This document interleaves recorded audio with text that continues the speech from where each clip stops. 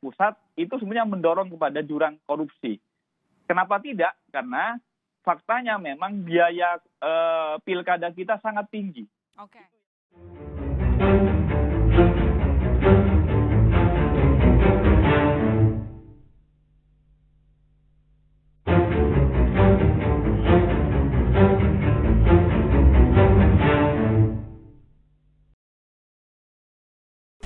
Banyak faktor yang dapat mempengaruhi perkembangan Indonesia, khususnya dalam pertumbuhan ekonomi. Beberapa di antaranya yaitu pandemi yang sedang kita hadapi sekarang ini dan juga faktor korupsi. Tindakan korupsi merupakan tindakan yang sangat merugikan negara. Korupsi mengakibatkan melambatnya pertumbuhan ekonomi suatu negara serta meningkatnya ketimpangan pendapatan negara. Oleh karena itu, korupsi itu harus diberantas sampai ke akar-akarnya. Melihat keadaan Indonesia saat ini, terlihat bahwa korupsi ini adalah penyakit yang mewabah. Korupsi nampaknya menjadi hal yang sering terjadi, khususnya di antara para pejabat pemerintah. Kerugian yang diakibatkan oleh korupsi mengakibatkan kerugian yang besar bagi perekonomian negara. Korupsi dapat menyebabkan turunnya kepercayaan masyarakat terhadap pemerintah, meningkatkan kemiskinan, menurunkan tingkat kebahagiaan masyarakat, mengurangi pendapatan negara, menurunnya pendapatan pajak, dan menurunnya kualitas pelayanan publik.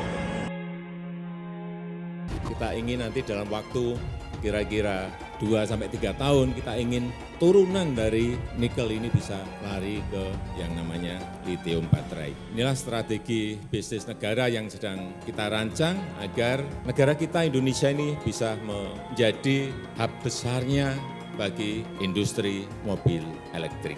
Arahnya ke sana.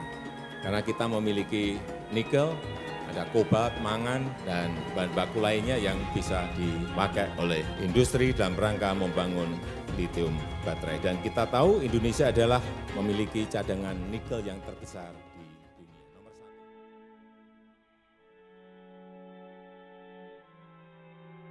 1. Nah, dari beberapa ulasan yang telah disampaikan tadi, menurut pandangan saya, untuk menciptakan pertumbuhan ekonomi yang tinggi, Indonesia harus melakukan berbagai macam transformasi ekonomi dan juga reformasi dalam bidang hukum, khususnya yang berkaitan dengan korupsi. Untuk transformasi ekonomi itu dapat dilakukan dengan memperkuat sektor-sektor ekonomi prioritas dan juga memperkuat industri manufaktur di dalam negeri.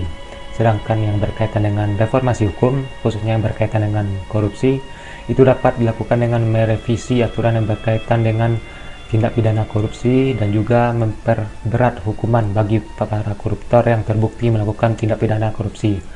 Karena hanya dengan itulah menurut saya para pelaku dapat jera dan juga memberikan semacam pelajaran bagi orang-orang lain yang ingin ataupun mau dalam berlaku koruptif. Saya kira itu. Terima kasih. Menurut saya, agar Indonesia menjadi negara yang ideal dan sesuai dengan harapan bangsa, kita harus memerangi korupsi. Karena dengan memerangi korupsi, kita akan mengurangi kemiskinan, tidak mendapatkan pendidikan layak, kesehatan terjamin, lingkungan asli, kenyamanan transportasi umum, dan perekonomian negara akan membaik secara umum. Strategi pertama untuk memberantas korupsi adalah dengan cara pendidikan mengenai dampak korupsi bagi negara, pendidikan etika dan moral untuk mendapatkan kesamaan pemahaman mengenai korupsi.